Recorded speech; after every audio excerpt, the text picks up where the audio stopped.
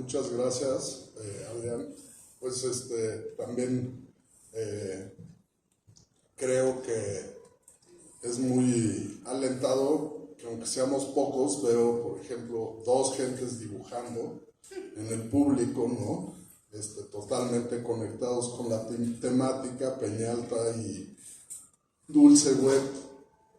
Dulce pues ha registrado todas las sesiones de estos conversatorios y suele ser una dibujante de eventos, presentaciones de libros, conciertos, obras de teatro continuamente. Y pues en eso también Vladi era así, ¿no? O sea, en las libretas vamos encontrando, pues por ejemplo, en la exposición pasada que tuvimos de Vlad y sus contemporáneos, había una de las libretas en las que registraba una de las sesiones artísticas de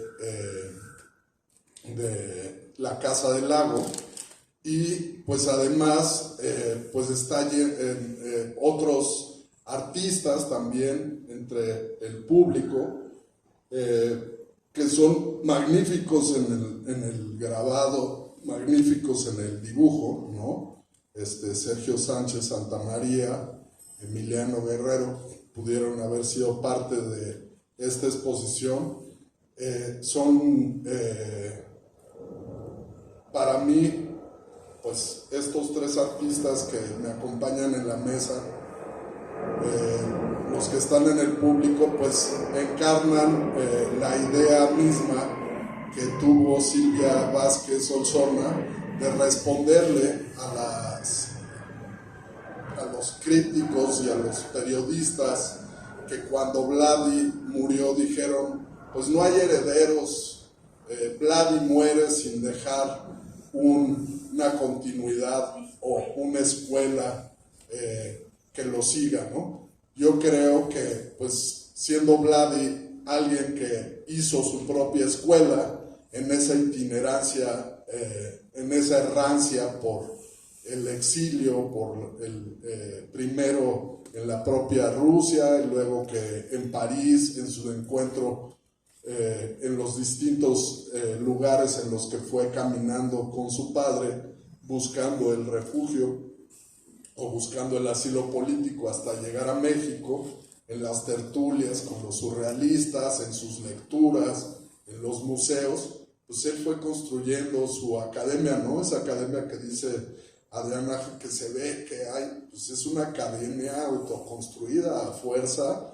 de estar parado frente a los cuadros una y otra y otra y otra y otra y otra vez, largas horas, tratando de desentrañar los secretos de la técnica, de la estructura del cuadro y retomando de algunos, pues parte de esa imaginería para configurar ese lenguaje tan especial, cifrado, que logró mezclando mitología con naturaleza, con personajes históricos, con figuras ideales femeninas o eróticas que van dando lugar pues a esa mitología personal que es Vladi mismo, ¿no?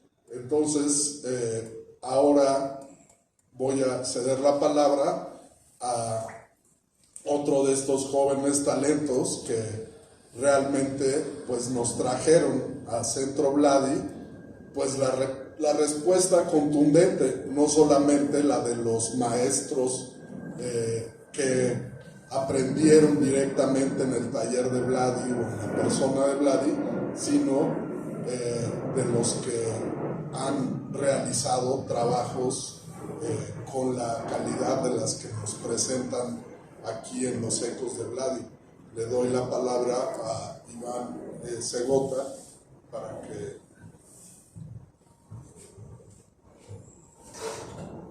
Hola a todos, buenas noches. Y bueno, yo tal vez voy a romper un poquito con la idea de platicar tanto. Yo hice un pequeño texto para poder ordenar ciertas ideas que tenía alrededor de la obra de Vladi, que creo que es bastante amplia, ¿no? Y es una obra y es un artista que yo en particular conozco desde poco antes de haber entrado a estudiar a la Facultad de Artes. Entonces, de alguna u otra forma ha acompañado mi propio desarrollo a lo largo ya de algunos años, ¿no? Y eso, pues a mí digamos, me hace reflexionar desde desde distintas posturas, ya que la obra la he visto en distintas épocas, en distintos contextos, ¿no? Empezando sobre todo con la exposición retrospectiva que le hizo Bellas Artes después de su fallecimiento, ¿no? Allá por el año 2006, me parece. Y bueno, ahí yo tuve digamos que un acercamiento, me impactó la obra, pero al yo apenas estar a punto de entrar a estudiar artes, hubo mucho de lo que vi que creo que no pude comprender en la dimensión que se presentaba ahí, ¿no? Particularmente toda la cuestión de los grabados, ¿no? Y de algunas cosas de la pintura. Yo como el compañero Adrián creía que Vladi era o fue un artista que osciló entre lo académico y lo experimental también, pero bueno, ya con el tiempo pues he visto que más bien, aunque tiene algunos destellos de lo académico, Vladi no es como tal un artista académico porque nunca estuvo en una academia, ¿no? Y para ser un artista académico sí tienes que cursar una academia de artes, y esto también es una ventaja porque al él ser un artista más autodidacta, él pudo elegir el camino, ¿no?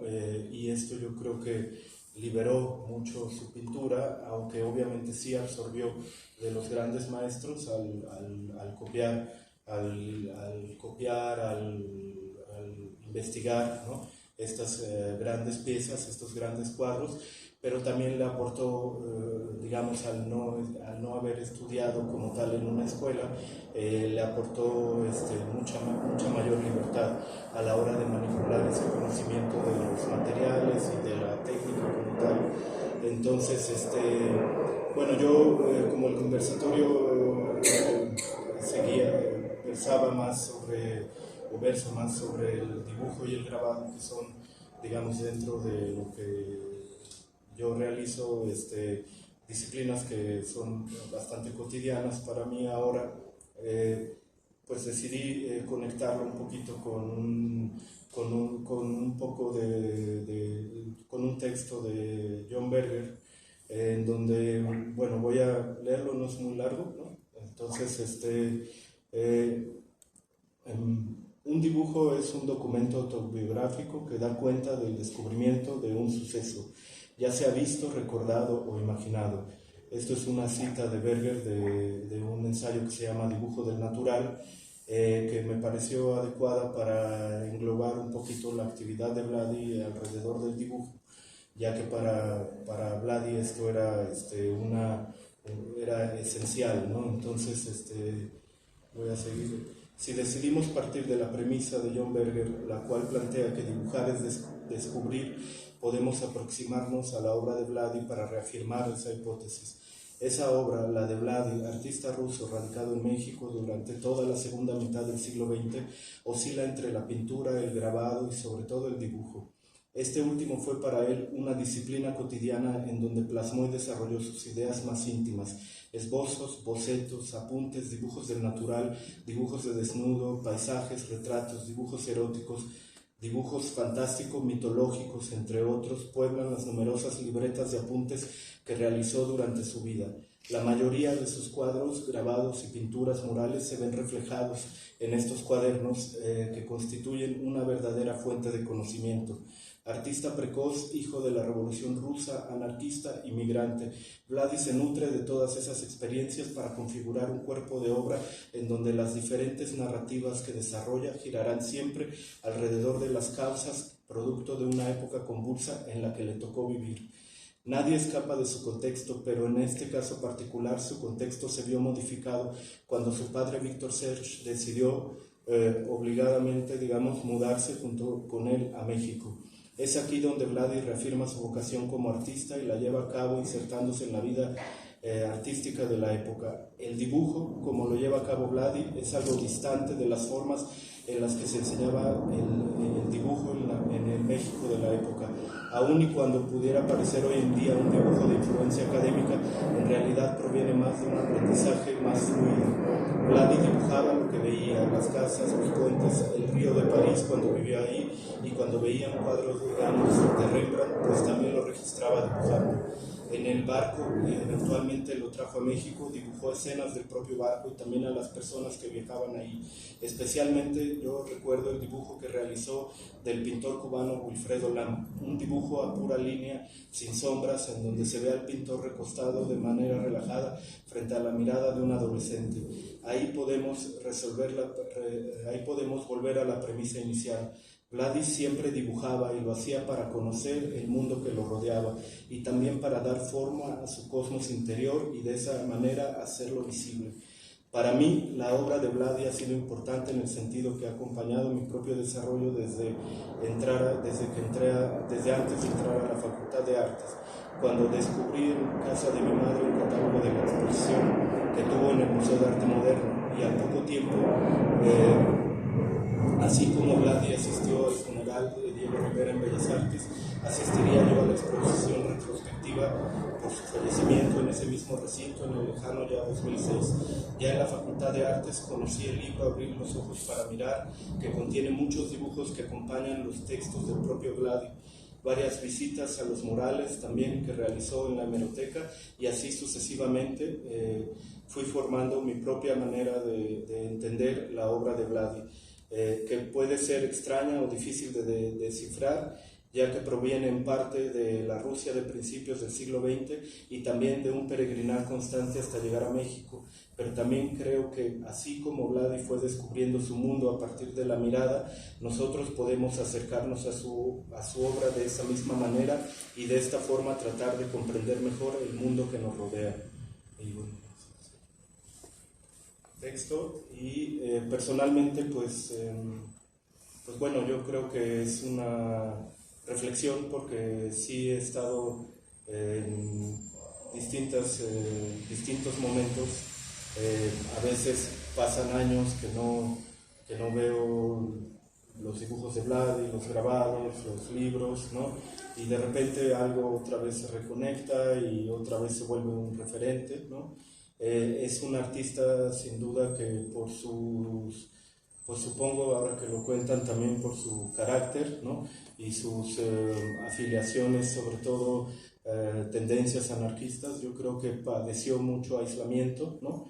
Y pues por lo mismo tampoco se le nombra mucho, ¿no? Yo en la escuela nunca escuché de Vladi, ¿no? Realmente no recuerdo algún maestro que lo mencionara o que lo recomendara, ¿no? Sí fue una manera, digamos, así como Vladi llegó a conocer a estos grandes pintores de otras épocas, ¿no? Yo me acerqué también a esa obra de Vladi, no porque alguien me lo recomendara como tal, sino por una serie de como pistas que se fueron dejando, ¿no? Al azar, y que yo fui encontrando y cada vez me fui adentrando más en lo que es su obra como tal, ¿no? Obviamente fue un artista muy reconocido, pero creo que hoy en día, por estas circunstancias que acabo de comentar, yo no siento que esté tan cercano a la población, al público estudiantil, a la gente que le interesa aprender a dibujar, aprender de grabado, ¿no? O sea, sí hay una distancia, ¿no? Con respecto de los artistas contemporáneos, tal vez, ¿no? Y bueno, no sé si compañeros de la mesa quieren comentar algo al respecto.